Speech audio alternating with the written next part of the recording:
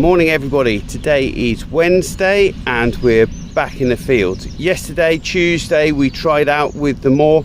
All that we succeeded in doing was getting it blocked a couple of times. So rather than faff around, I'm quite conscious of the bank holidays coming. I just want this campaign finished. So we're back on the Claydon. We switched over to disc openers because as you can see, we've got some cover here. So we're drilling through that. It is just going. As I said at the end of last week's video, we've had about 30 millimeters of rain over the weekend. It is unbelievably wet. We had a beautiful day yesterday. We cleaned some extra seed because we were running a bit heavy on seed, and as a result we're a bit tight on stock. So we ran our seed cleaner, cleaned a bit more seed.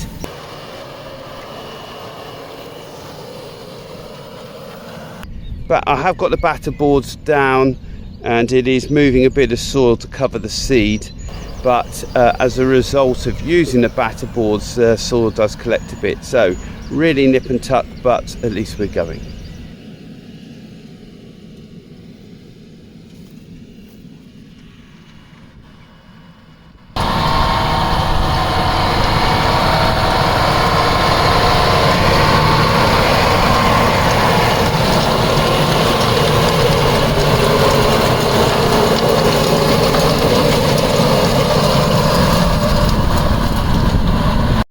Evening everybody, it's Wednesday night.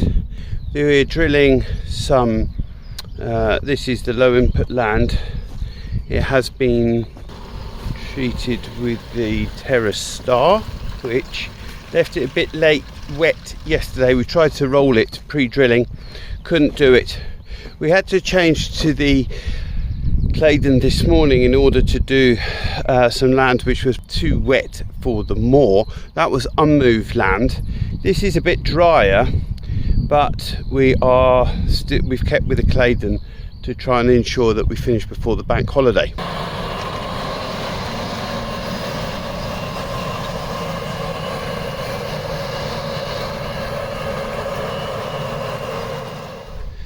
So this is the lake at the bottom of the field we were drilling on Wednesday. We've had a lot of rain since then. These tram lines were not holding water when we drilled, and I just wanted to show you the after effects. Yeah. Realistically, I think this has killed our spring drilling now. I can't see us getting back on this. It rained Friday all day. It rained all day Friday, and I was actually quite worried about this. Jack, this is the last field we drilled. Jack lifted the drill out quite a bit because he was worried. Firstly, it had been Terrace starred to try and generate a little bit of tilth.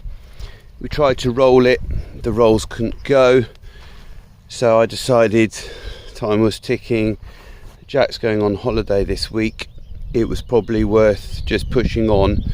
So as we swapped over to the Claydon, we came out here with the Claydon as you saw, and he was worried about not going too deep. So we move this around, you'll see quite exposed seed, and some of the channels like this one, you can actually see the seed just left in the open.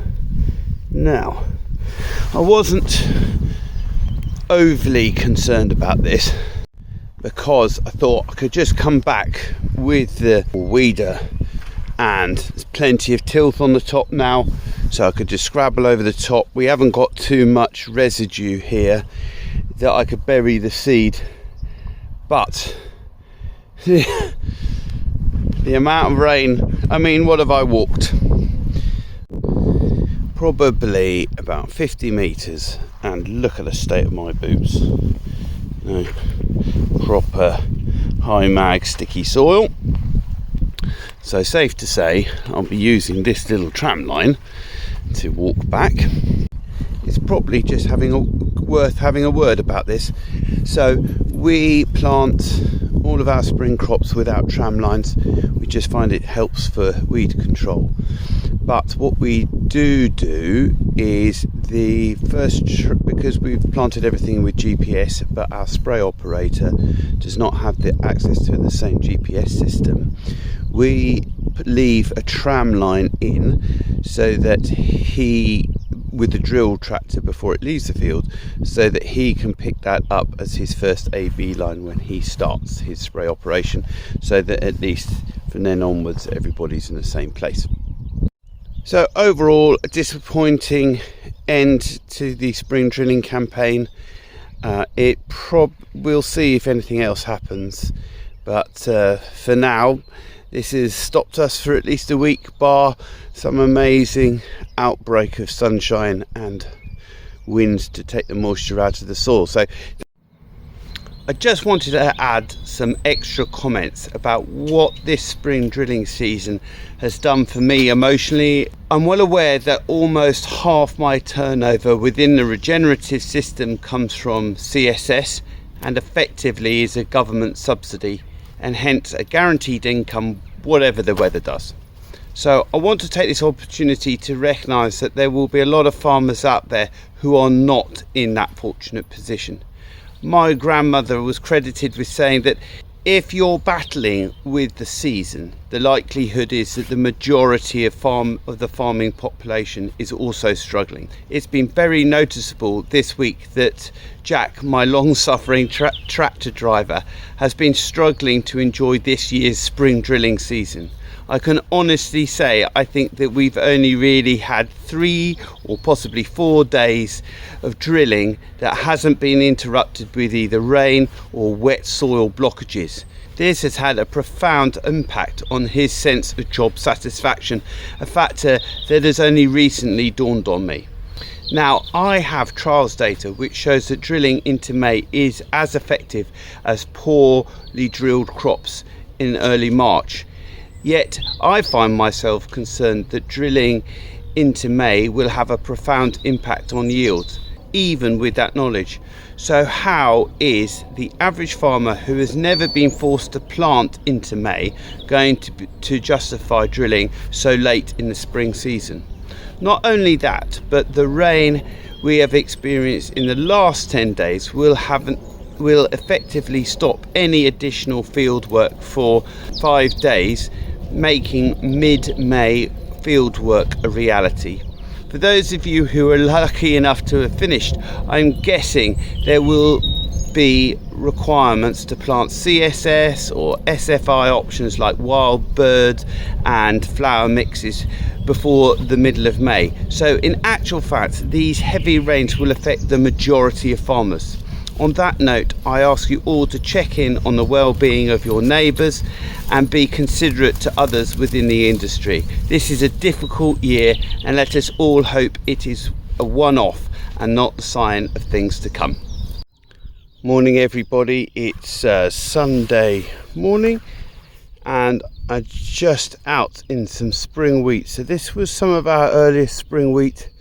This field was on the chalk, so we drilled it with the more nice tight row spacing, as you can see. And I'm just going to pop up a picture of our weeding trial, and I'm standing right on the transition here between, on my left is the weeded section, and then on this side here is the non-weeded section. So we're looking at weeded, and we're now transitioning into unweeded. So I think we can agree that there doesn't appear to be any difference in germination or any visible change in germination. It would be good possibly to come out here with a square. I can see the tram line here, so that's the first line. So it's a 24 metre section, check strip, and we will come out with a square and measure this. Obviously too early to tell as far as weed control goes, but encouraging that we can leave it so late. That's encouraging. So we'll follow that through to follow it through the season. It's nice that on the John Deere app you can see the little blue dot, and so I can actually walk across the field and find exactly where the transition is, so that's really helpful. Cool. All right, well, that's it for this week. Thank you very much. Please give this video a thumbs up, subscribe, click on the little bell to get notifications of when our next video goes live. See you next time. Bye.